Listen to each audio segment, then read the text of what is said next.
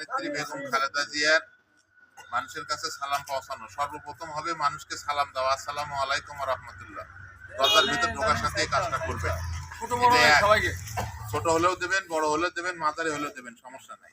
তারপর 2 হলো যে আমরা দেশ নেত্রী বেগম খালেদা জিয়ার পক্ষ থেকে সালাম জানানোর জন্য আসছি, তার জন্য দোয়া চাই এবং ধানের শেষে ভোট চাই। যদি আপনারা ভোট দিয়ে আমাদের প্রিয় নেত্রী বেগম খালেদা জিয়াকে এবং তারেক রহমানকে দেশের দায়িত্ব দেন, সংসদে যদি পাঠান, তাহলে মেয়েদের জন্য স্বাস্থ্য কার্ড থাকবে। সেই স্বাস্থ্য কার্ডে কি হবে, আপনার পরিবারে যারা অসুস্থ হবে তারা সরকারের কাছ থেকে হাসপাতালে, ক্লিনিকে ফ্রি চিকিৎসা পাবে। পাশাপাশি একটা করে ফ্যামিলি কার্ড থাকবে মহিলাদের জন্য।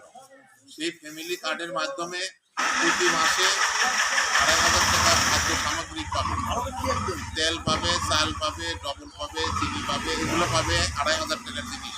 এটা যদি তারেক জিয়া প্রধানমন্ত্রী হয়, ইনশাআল্লাহ আপনাদের জন্য করবে, মহিলাদের জন্য। আর পুরুষদের জন্য করবে হলো আপনার কৃষি কার্ড করবে। 2 ফসলে যদি আবাদ হয় তাহলে 1 ফসলের সবগুলো দিয়ে দেবে। আর একটা বিষয় আছে, সেটা হলো যে বাংলাদেশে যে ইমাম মুয়াজ্জিম আছে তাদের জন্য সরকারিভাবে ভাতার ব্যবস্থা করবে। তাহলে এই কথাগুলো আমরা মানুষের কাছে উপস্থাপন করব।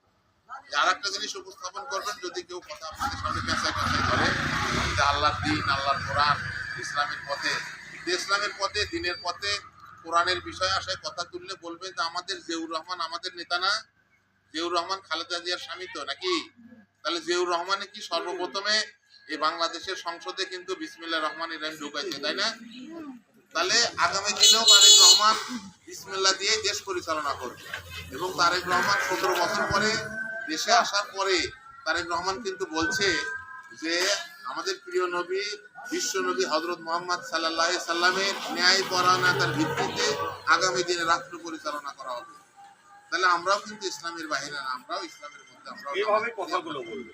এই কথাগুলো আপনারা মহিলাদেরকে বাড়ি বাড়ি বলে দাও, ঠিক আছে? এবং আপনারা যারা কাজ করছেন আপনাদেরও অবশ্যই সকলেরই কিন্তু একটা দায়িত্ব আছে এবং আপনাদের কি থাকবে সেটা আর মুখে আমরা সবার সামনে বলতে চাচ্ছি না। আমাদের নেত্রী আছে শিউলি আপা, তার সাথে আপনারা সবাই সমন্বয় করবেন। ইনি কিন্তু মাঝে ইউনিয়নের মহিলা দলের নেত্রী এবং ইনি পরিচালনা করে।